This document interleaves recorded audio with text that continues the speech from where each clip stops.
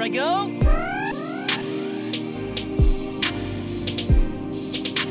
All right, bring it on.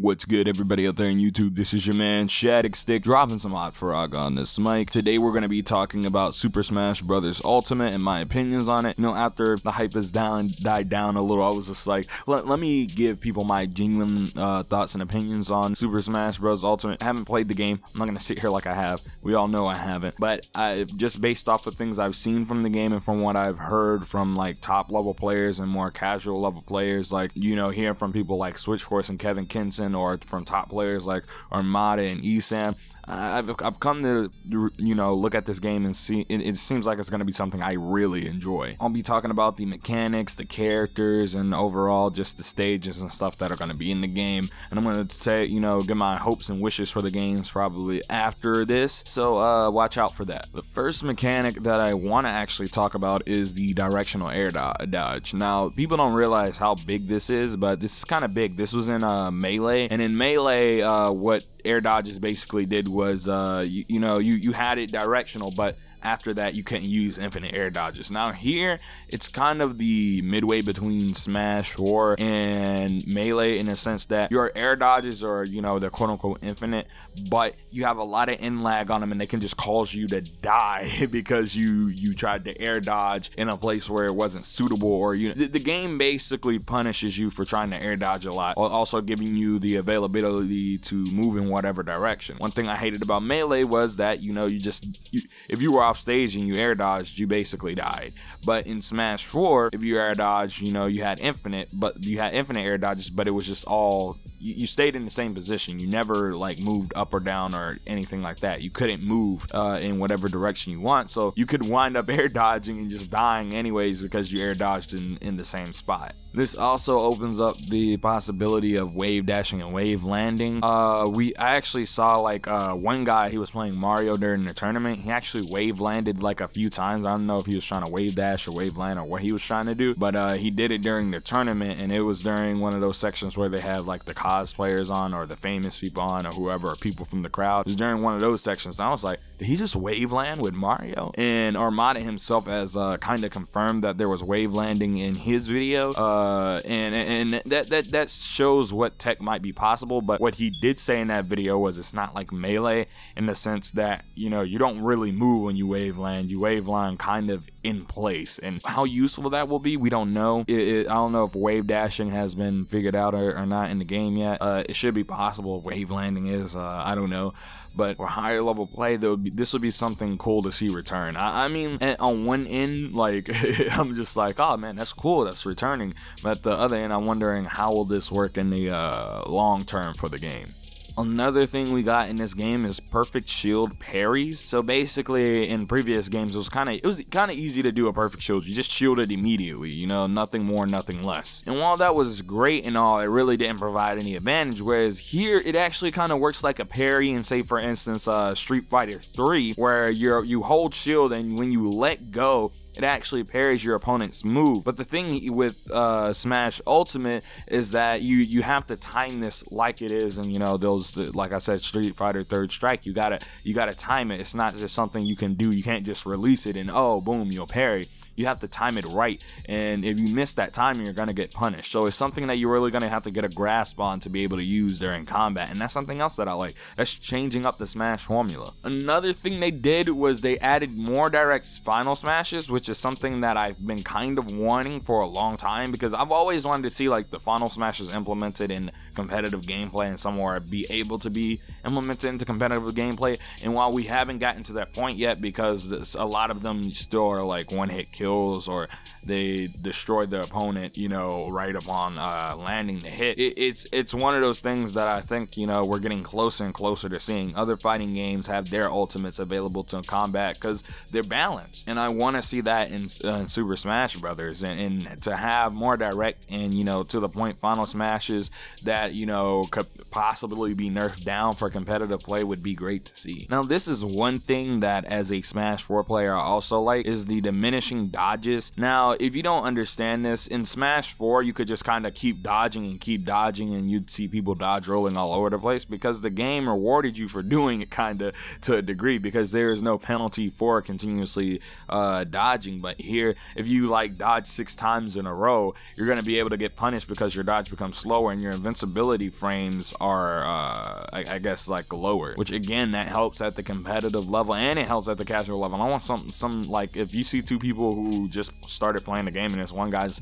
abusing dodging and dodge rolling, and then like this other guy doesn't know how to deal with it, you know what, that can take the fun out of a game if that were the case. Now, why I didn't in Smash 4, because I guess they got around this somehow. We don't know how it would play out in Smash Ultimate, because from what I've heard, it's a much faster game than than Smash 4, but not as fast as Melee. So it's one of those happy middle grounds that I would like to see. While I love the speed of Smash 4, you know, seeing something faster is neither good nor bad. It's just cool to see, in my opinion at least. Another thing we've seen added to the game is built-in short hopping, which I don't know how useful that will be, especially if you're someone like me who uses your C stick for your aerials. Or will that work with the C stick and aerials? Like if I you know, somehow I'm fast enough to press the Y button and hit the C stick at the same time, will that work the same way? Because I'm wondering. That makes it easier to short hop, and while I like the change, like I think that's a player to player thing, and I don't know how much that'll benefit other players over others. Again, if you're someone who uses a C stick, this may not come in handy, and while I find it will come in handy for nairs, it probably won't come in handy for other aerials, but we'll see. The next thing we're going to be talking about is the scaled damage output based on how many players on their screen, which I think is actually pretty cool. That makes from some longer matches, because if you played Smash before, you know you can die pretty quick because a lot of people hit you at once and you just get eviscerated.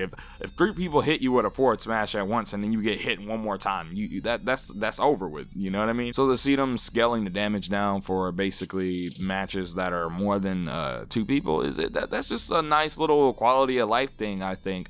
And then that the player who's in the lead now flashes, I think is a great thing, because if you're playing 4-player Smash with your friends, it sucks when you have that one guy who's sitting there and they do nothing the entire match and they're just watching everyone mollywop everybody, or everybody just starts ganging up on you and there's this one guy who's in the lead and they should be attacking but they don't attack them because they're not looking at the stocks, they're looking at the characters on the screen. So again, to see something like that, just these quality of life changes is just something that I really do like. Now I'd like to move on to the 2 new characters, and just in general, they've done a lot to basically make certain characters more playable. Like Shulk, they just made that change they did to Shulk's arts is the best change they could have made to that character, because one issue with Shulk was you had to tap that B button. If you tapped it 1 less times than you thought, or 1 more time than you thought, that could be the end of the match. And that's one of the reasons I dropped Shulk in Smash 4, because while I loved playing that character and it was a character that really fit me, he suffered from the fact that he couldn't do much. Like, he couldn't do much in the way of changing his arts in mid-combat unless someone was far away from him and you were fast enough to hit that button. So to see them make this easier is something that I like. But the biggest change I think that's in the game is Link, because I'm a Link main. In the addition of, you know, Young Link and all these returning characters and Toon Link, like I love all the Links. So the ability to use 3 Links is like God tier to me. I'm gonna be playing all the Links. The Link is, you know, obviously like Toon Link is my main in Smash 4, but overall I've always had like Link as a main and to some degree, with the exception of Melee a bit, which is Ganondorf there. But they've changed Ganondorf here. His smash attacks in Smash Ultimate use his sword. So I'm really excited to see how just a lot of these characters work and how they've changed. You know, this new Link, he doesn't have hook shot, but he can pick up his arrows. He can shoot 2 or 3 arrows at the same time. If he's picked up multiple arrows off of the ground, he can use remote bomb. It's really cool to see what they've done and what Sakurai and his team have done to change the characters. Now, I do want to talk about Inkling. Like, Inkling is a character that I really want to play. They seem really fun to play, and it seems like that character allows for a lot of setups, especially with its ink, because if you guys don't know already, when you ink your opponents, you do more damage to them. And the fact that you have that mechanic, I feel really could set up for some really mean and nasty combos, maybe some even 0 to deaths or some touch of death combos with Inklings, and that's something that I really like seeing. I do have to say, like, the Splat Roller, it seems like it could be effective in certain situations. Like, watching Mango play, he stopped and he was using it at one point, and then he stopped and it ran out of ink, and it looked like the end lag on that was just ridiculous. So I think running out of ink isn't a viable option, if you get what I mean. But it seems like if you keep your ink up, you'll be able to utilize all the tools that Inkling has. And I think the fact that they added the little movement thing with the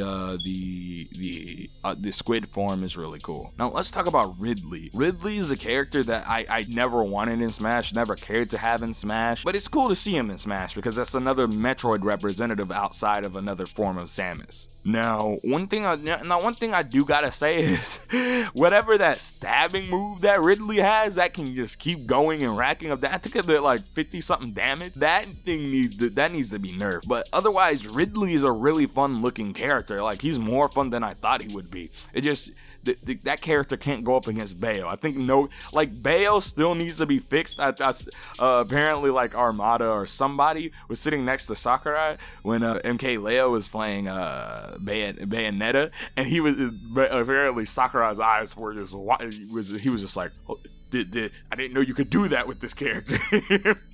and it's one of those things where I was just sitting there like, come on, man, really? Bayo looks like she has been slightly touched, but not enough to make her, like, not destroy the entire cast. Like, I feel like any heavy character is just not gonna be fun fighting against her. And most other characters, I feel like it'll be not as bad, but like heavy characters especially, oh, I'm so sorry for y'all. But really, just overall looks like he's gonna be a fun character to play. I might play him some. I mean, his tool set seems good enough, and it seems like they really tried to represent, you know, his moveset or what his tools are in his game, or what his tools could be in his game. Now, the last thing I kind of want to talk about are stages, and it just seems like a lot of stages are coming back. I saw one thing I gotta say is I like that there's an Omega and a Battlefield version of every stage. So there's we have the FD Omega stage is returning, and now we got Battlefield versions of every stage. So that's a lot of variability. Like, I get tired of playing FD, a variation of FD on every stage. You know, I want to play with platforms too, and it looks like Sakurai, he's been looking at competitive play and stuff, and see that people like platforms too. They like platforms and not just FD, and I'm really glad to see that. I want to see what stages they're bringing back. I like that they brought back the Spirit Train stage. That's the stage that I really liked a lot in Smash 4 3DS. Lumio City. They brought back Saffron City, and that's one of my favorite stages of all time. And they brought back Melee Yoshis. So, and I knew this because we saw the Battlefield version of it, and I was just like, is that Yoshi's? Is that Melee Yoshi's? And I was just like sitting there, I was just like, Ganon names, it's time to gear up. Like, people who play Ganon, you know, that it's time for us to gear up. And it's time for us to slay people. That's all I gotta say. But overall, I think that Smash Ultimate is gonna be a great game from what we've seen and what we've heard. I hope that we get a demo sometime soon, like we got with Smash 4 on the Nintendo 3DS.